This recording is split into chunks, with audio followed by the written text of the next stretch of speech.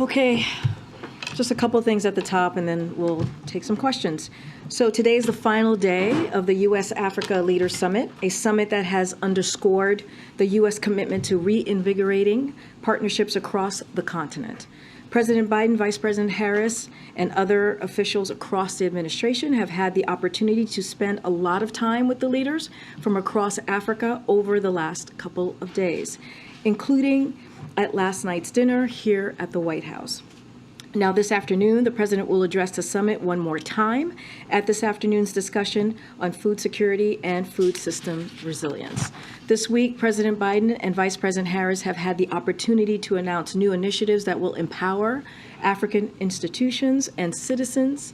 The president reaffirmed our resolve to work collaboratively with African governments, businesses, and civil society to strengthen people-to-people ties, ensure more inclusive and responsive global institutions, build a strong and sustainable global economy, foster new technology and strengthen innovation, strengthen health systems, and prepare for the next pandemic, tackle the food security and climate crisis, support democracy and human rights, and advance peace and security. The Biden-Harris administration plans to commit at least $55 billion in Africa over the next 3 years, working closely with Congress, and more than $15 billion in private sector investment deals were announced at the U.S.-Africa Business Forum.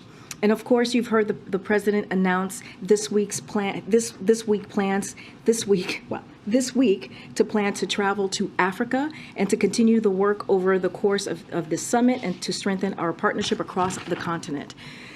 I also want to talk about something that affects millions of people across the country every day.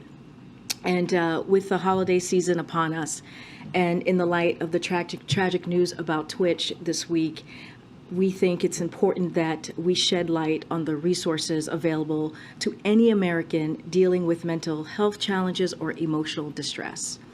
Tomorrow, the second gentleman, Douglas Emhoff, and leaders from Department of Health and Human Services will visit a local 988 call center and meet with crisis counselors who are providing mental health and suicide prevention support to people from all backgrounds and walks of life. The 988 Suicide and Prevention Lifeline provides free, confidential, 24/7 support to Americans across the country experiencing suicidal crisis or severe emotional distress. Anyone, anywhere in the country can call or text 988 or chat 988lifeline.org to reach a live trained counselor.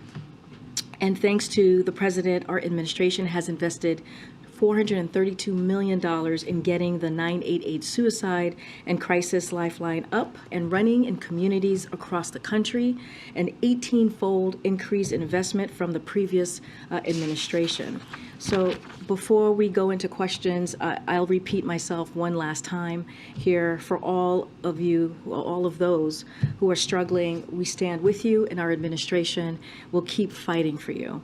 One last thing before we really take questions is I want to give you guys a little bit of the week ahead.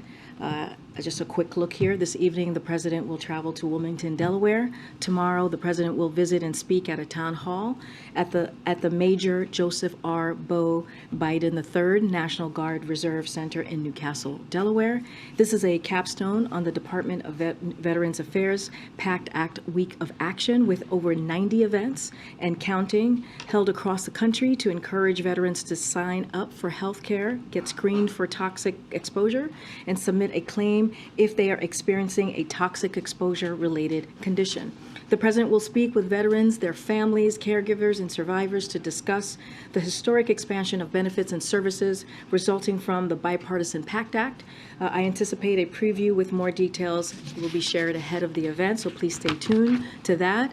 Afterwards, the president will return to Washington, D.C. for internal meetings and more holiday receptions. Friday evening, the president will return to Wilmington, Delaware, where he will remain over the weekend. On Monday, the president will return to Washington, D.C., and in the evening, he and the First Lady will host a Hanukkah holiday reception in the Grand Foyer, right here in the White House, in the residence, to be more precise. We'll have more to share on next week's guidance in the coming days, but we can also confirm today that next weekend, the president and First Lady will celebrate Christmas at the White House.